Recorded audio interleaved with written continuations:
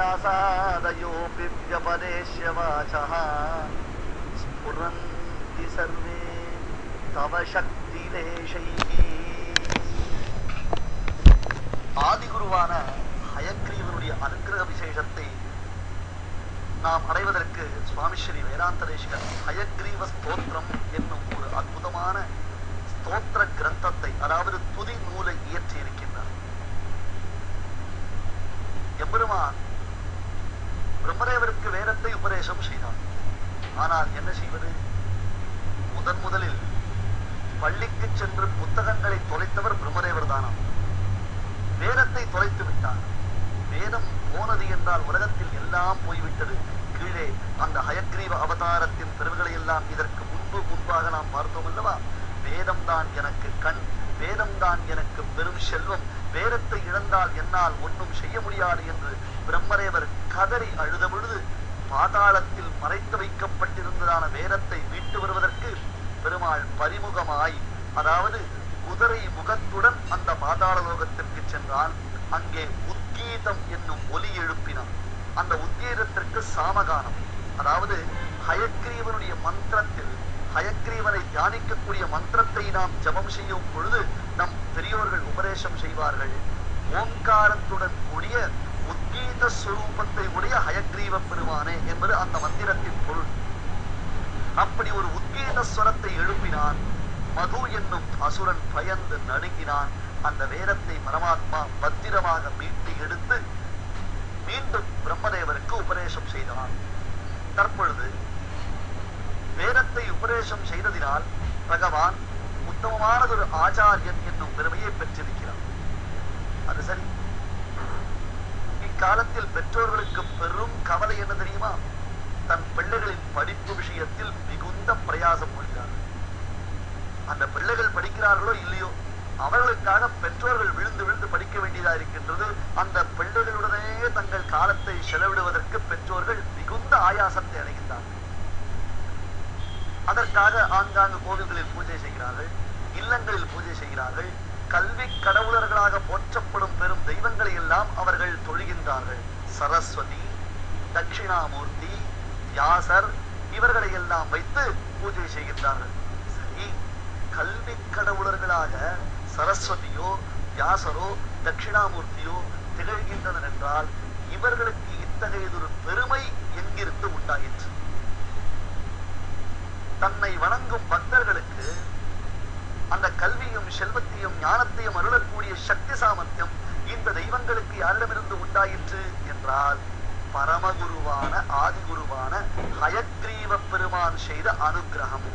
வேதாந்த தேசிகன் இந்த ஸ்தோத்திரத்தில் நாம் அறிய வேண்டிய இந்த விஷயத்தை தெளிவுறுத்துகிறார். தாக்ஷிண்யரம்யா கிரிஷஸ்ய மூர்த்தி தேவி சரோஜாசன தர்ம பத்னி. முதலில் தட்சிணாமூர்த்தி, ஞானத்தை கொடுக்கக்கூடியவர். தேவி சரோஜாசன தர்ம பத்னி, சரோஜாசனன் பத்மாசனன், அந்த தாமரை பூவில் அமர்ந்திருக்கக்கூடிய பிரம்மதேவர், அவருடைய தர்மபத்னி. சரஸ்வதி, வாக் வை சரஸ்வதி என்று வேதம் போற்றுகின்றதே. சரஸ்வதி என்றாலும் வாக் என்றாலும் பேச்சுக்கு மொழிக்குத்தான் பெயர். பிராமி து பாரதி பாஷா கீஹி வாக் வாணி சரஸ்வதி, ஒரே அர்த்தத்தை காண்பிக்கக்கூடிய பல சப்தங்கள் இவைகள். அத்தகைய சரஸ்வதி தேவி கலைமகள், கல்வி கடவுள், கல்வி கடவுளாக அவள் திகழ்கின்றாள். அடுத்தது வியாசாதயோபி வியபதேஷ்ய வாசஹ. அடுத்தது வியாசர். வியாசர் 5வது வேதத்தை மகாபாரதத்தை அளித்த வள்ளலாயிற்று. அடுத்தது வியாசர் 4 வேதங்களையும் தொகுத்தளித்தாரே. ஸ்ரீரங்கத்தில் சந்திரபுஷ்கரணி கரையில் ஸ்ரீரங்கத்திற்கு சென்றால் அங்கே பெருமான் நெடுதுயர்ந்த திருமேனியுடன் ராமனாக சேவை சாதிக்கின்றான், ராமபிரானாக சேவை சாதிக்கின்றான் சந்திரபுஷ்கரணி கரையில். அந்த ராமன் சன்னதிக்கு அருகிலேயே சந்திரபுஷ்கரணியின் கரையில் அற்புதமானது ஒரு சன்னதி அமைந்திருக்கிறது. அது வியாசருடைய சன்னதி. திருவரங்கத்தில் வியாசருடைய சன்னதி, வியாசருக்கு தனிச்சன்னதி அமைந்திருக்கிறது. அதுபோல பத்ரிகாசிரமத்தில் வியாசருக்கு தனிச்சன்னதி அமைந்திருக்கிறது. அதுபோல திருவனந்தபுரம் அனந்தபத்மநாப சுவாமியின் திருவடிவாரத்தில் வியாசருக்கு தனிச்சன்னதி அமைந்திருக்கின்றது. ஏனென்றால் வியாசரை சென்று சேவிப்பதினாலே நமக்கு ஞானம் வளரும் என்பது நம்பிக்கை. அப்படித்தான் உண்டு. அதுவும் இந்த காலம் தற்பொழுது சந்நியாசிகள் சாதுர்மாசிய பிரதானுஷ்டானம் செய்யக்கூடிய காலம். வைதிக சந்நியாசிகள் இந்த காலத்தில் ஒரே இடத்தில் 4 மாதங்கள் தங்கி இருப்பார்கள். தற்பொழுது வியாச பூஜை அல்லது வியாச பூர்ணிமா என்பதாக அந்த சாதுர்மாசிய விரதாரம்பமானது ஏற்படுகின்றது. குரு பூஜை, குரு வந்தனம் என்று ஆங்காங்கு பள்ளிகளிலும் சரி அல்லது மட்டங்களிலும் சரி ஆசிரமங்களிலும் சரி குருமார்களை சென்று எல்லோரும் பூஜை செய்கிறார்கள். காரணம் என்ன? தங்களுக்கு கல்வி அறிவு மேம்பட வேண்டும் என்று. இத்தகைய கல்வி அறிவு அவர்கள் அடைவதற்கு யார் ஆதி காரணம் என்றால் ஸ்புரந்தி சர்வே தவ சக்தி லேசைஹி. என்னப்பனே, பரிமுக பெருமானே, ஹயக்ரீவா, உன் அனுகிரகத்தின் ஒரு திவலை என்றால் ஒரு துளி, ஒரு டிராப் என்கிறோம் அல்லவா ஆங்கிலத்தில், அந்த ஒரு துளி அவர்கள் மீது தெரித்திருப்பதினாலே, ஹயக்ரீவ பெருமானின் அருள் பார்வை, அந்த அருள் பார்வையின் ஒரு துளி இவர்கள் மீது பட்டு தெரித்திருப்பதினாலே மற்றவர்களுக்கு கல்வி அறிவை அனுகிரகம் செய்யும் பெரும் பாக்கியத்தை பெற்றவர்களாக இவர்கள் திகழ்கிறார்கள். தட்சிணாமூர்த்தி, அதுபோன்ற கலைமகளாம் சரஸ்வதி தேவி, அதுபோன்ற வேதவியாசன். சுவாமி ராமானுஜருடைய சரித்திரத்தில் அற்புதமான ஒரு விஷயத்தை நாம் பின்னாளில் பார்க்க போகிறோம். காஷ்மீர தேசத்தில் சாரதா பீடம் அந்த காலத்தில் இருந்துதான். இன்றைக்கு சற்றேறக்குரிய 1000 வருடங்களுக்கு முன்பாக, ஏனென்றால் ராமானுஜருடையதான காலம் 1000 வருடங்கள் வந்து சமீபம் வந்துவிட்டதே. அந்த சுவாமி அவதாரம் செய்து அப்பொழுது சுவாமி ராமானுஜர் பிரம்மசூத்திரத்தினுடையதான அர்த்த விசேஷங்களை எல்லாம் தான் அற்புதமானது ஒரு வியாக்கியானமாக எழுதி அதனை அரங்கேற்றம் செய்வதற்காக சாரதா தேவி உத்தம ஸ்தான விசேஷமாகிய அந்த சாரதா பீடத்திற்கு சென்றார். அங்கே சாரதா தேவியின் முன்னிலையிலேயே சுவாமி ராமானுஜருடைய பிரம்மசூத்திர வியாக்கியானம் அரங்கேறியது.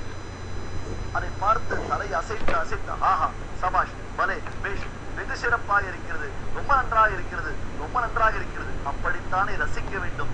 ஒருவர் நல்ல விஷயத்தை சொல்லும் பொழுது எந்த விதமான ரியாக்ஷனும் இல்லாமல் அப்படியே பார்த்து கொண்டிருந்தால் சொல்பவருக்கு எப்படி இருக்கும் யோசித்து பாருங்கள். நல்ல ரசிகராய் இருந்தானால் ரசித்து கை தட்டி மகிழ்ச்சியை வெளிப்படுத்துவான் அல்லவா. ஆகையால் சுவாமி ராமானுஜருடைய அந்த வியாக்கியானத்தில் மகிழ்ச்சியுற்ற சரஸ்வதி தேவி மிகுந்த மகிழ்ச்சியுடன் ராமானுஜருக்கு ஏதாவது பரிசளிக்க வேண்டும் என்று ஆசை கொண்டார். எதனை பரிசளிப்பது என்று யோசித்தவள் தான் ஆராதிக்கக்கூடிய தன் ஆராதனை தெய்வமான ஹயக்ரீவ பெருமானை சுவாமி ராமானுஜருக்கு பரிசளித்தாளாம். श्रीमद्भाष्यं निशम्याद्भुतमिति शिरसा शारदाष्टागमाना स्वार्चाम्यां स्वीयपीठे सहयतिपतये பாஷ்யகாராக்கியாதாத். தான் யாரை ஆராதித்ததினால் கல்வி கடவுளாக திகழும் வல்லமை பெற்றிருக்கிறோமோ, பாக்கியத்தை பெற்றிருக்கிறோமோ, அத்தகைய பரிமுக பெருமானின் திவ்யமங்கல விக்கிரகத்தை, தன்னுடைய ஆராதனை மூர்த்தியை பகவத் ராமானுஜருக்கு சரஸ்வதி தேவி பரிசளித்தாள் என்பது குரு பரம்பரை. சுவாமி ராமானுஜருடைய சரித்திரத்தில் இது மிக முக்கியமான நிகழ்ச்சி. ஹயக்ரீவ பெருமான் ஆதிகுரு, ஹயக்ரீவ பெருமான் சரஸ்வதி தேவிக்கும் ஆச்சாரியனாய் திகழ்பவன். கல்வி கடவுளான அந்த சரஸ்வதி தேவியும் அவன் தன் அனுகிரகம் கொண்டுத்தான் நம்மை எல்லாம் நல்ல ஞானவான்களாக அனுகிரகம் செய்கிறாள் என்றால்,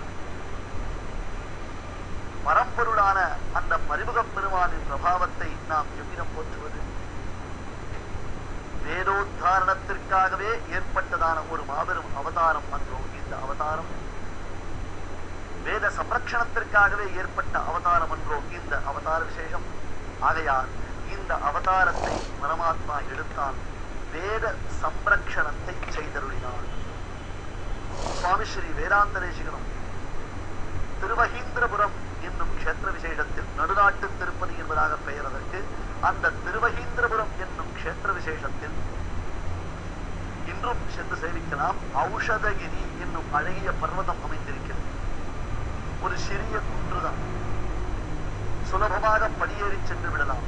அந்த ஔஷதகிரி எனப்படக்கூடிய ஒரு சின்ன குன்று ஹில்லாங், அதில் தன் மாமாவான அப்புள்ளார் தனக்கு உபதேசம் செய்த கருட மந்திரத்தை பலமுறை ஜபம் செய்து வேதஸ்வரூபனான அந்த கருடனை தான் சாட்சாத்கரித்து கருடனை நேரடியாக தரிசித்து கருடன் மூலமாக ஹயக்ரீவ மந்திரத்தை உபதேசம் பெற்று அங்கிருக்கக்கூடிய ஓர் அரசமரத்தின் அடியில் அமர்ந்து கொண்டு ஹயக்ரீவனை குறித்து தியானித்தார். ஹயக்ரீவன் பிரத்யட்சமாக வேதாந்த தேசிகனுக்கு அனுகிரகம் செய்தார். அதனால்தான் வேதாந்த தேசிகனை கொண்டாடும் பொழுது சாட்சாத் ஹயக்ரீவனுடைய மற்றொரு அவதாரமோ இவர் என்னும்படியாக பெரியோர்கள் கொண்டாடுகிறார்கள். வேதாந்த தேசிகனை சேவிப்பதினாலேயே நாம் ஹயக்ரீவ பெருமானுடைய அனுகிரகத்தை பெறலாம். இன்றும் நடுநாட்டு திருப்பதி 108 வைணவ திருப்பதிகள் என்று இந்த திருப்பதிகள் போற்றுதலுக்கு உரியமாக திகழ்கின்றனவா? அந்த 108 வைணவ திருப்பதிகளுள் நடுநாட்டு திருப்பதி 2 திவ்யதேசங்கள், ஒன்று திருவகீந்திரபுரம், மற்றொன்று திருக்கோவிலூர். அதில் திருவகீந்திரபுரம் தேவநாத பெருமாள் சன்னிதானத்திற்கு முன்புறத்தில் ஒரு சிறிய குன்று அமைந்திருக்கிறது. அந்த குன்றின் மீது வேதாந்த தேசிகன் தவம் செய்து சித்தி பெற்ற தபோ மண்டபத்தை நாம் இன்றும் சேவிக்கலாம். அங்கே கருடன் வேதாந்த தேசிகனுக்கு அனுகிரகம் செய்த அந்த யோக ஹயக்ரீவ மூர்த்தியை கீழேயும் சேவிக்கலாம். மலை மீது ஹயக்ரீவ பெருமானையும் சேவிக்கலாம். வாதிராஜர் முதலான பெரியோர்கள் கூட ஹயக்ரீவனின் அனுகிரகத்தை பெற்றதினாலன்றோ மகான்களாக ஜெகதாச்சாரியர்களாக திகழ்கிறார்கள். ஆகையால் சர்வ வல்லமை பெற்றவனான பரமாத்மா எவனுடைய மூச்சுக்காற்று வேதம் என்று அந்த வேதமே கொண்டாடுகிறதோ அத்தகையதான பரம்பொருள் ஆதிகுரு இந்த ராமானுஜ சம்பிரதாயத்தின் பிரதமாச்சாரியனாக ஜெகத்குருவாக திகழ்கின்றான். அவன் ஒவ்வொரு சந்தர்ப்பத்தில் ஒவ்வொரு அவதாரம் எடுத்தாலும் அந்த அவதாரங்கள் அனைத்துமே நமக்கு நன் மார்க்கத்தை போதிப்பனவாகத்தான் உள்ளன. அந்த நல் மார்க்கம் காண்பித்த வழியில் சுவாமி ராமானுஜர் நம்மை அழைத்துச் செல்கிறார். அந்த வழி நமக்கு தொல்வழி, அதுவே நல்வழி.